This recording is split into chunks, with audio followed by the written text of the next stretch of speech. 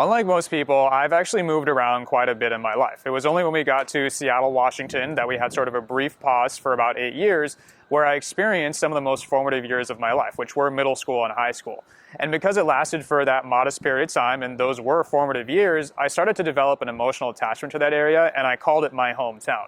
But then again, at the end of those 8 years, the ship started to set sail again, and I had to once again move all the way across the country to Washington, D.C., where I attended college at George Washington. And that's incidentally where I'm on campus now filming this video. So with that ship setting sail, that sort of ushered in this new era of my life where I started to pretty much miss home. And I would compare every experience I had to what I used to have. And it lasted for a very long time. So when I was in college, if I ever felt alone, then I would look back on the community that I had in high school and wish that I could have that back.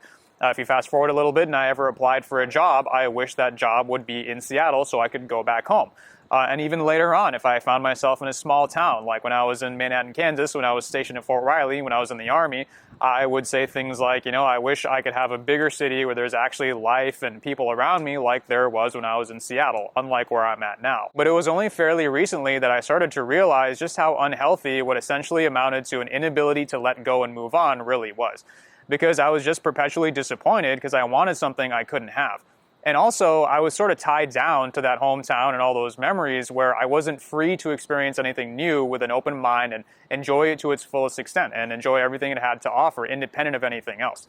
And furthermore, if I didn't break the cycle, I realized that I was going to wake up someday in the later stages of my life, and my whole life was just going to be defined pretty much by one thing, which was reminiscing on my teenage years. And I asked myself rhetorically if that's what I really wanted, and I realized the answer was no. I want my life to be defined by a large variety of different experiences and bigger and better things than just my middle school and high school years. And so what I drew from that was how incumbent it was for me to let go. To look at those memorable experiences and say, it was fun while it lasted and it'll always have a special place in my heart, but it's time to move on with my life. To look at my present situation where I'm in Washington, D.C., which I'm actually very fortunate to live in, and to look at this as this is my home now, and to create new memories and new experiences and stop comparing everything to what I had in the past and instead look to the present and the future. And so you've got to do the same thing. So whether it's your teenage years or a romantic relationship or college or whatever, if ever you find yourself excessively reminiscing over what you had in the past and wishing you could have it back, don't let yourself do that. Instead, look at it as, this is my home now. Where you're at now, that's your new home. And you're going to create those new experiences and those new memories. In other words, drop that baggage and then you will truly be free. So let me know if that helps and I'll see you in the next video.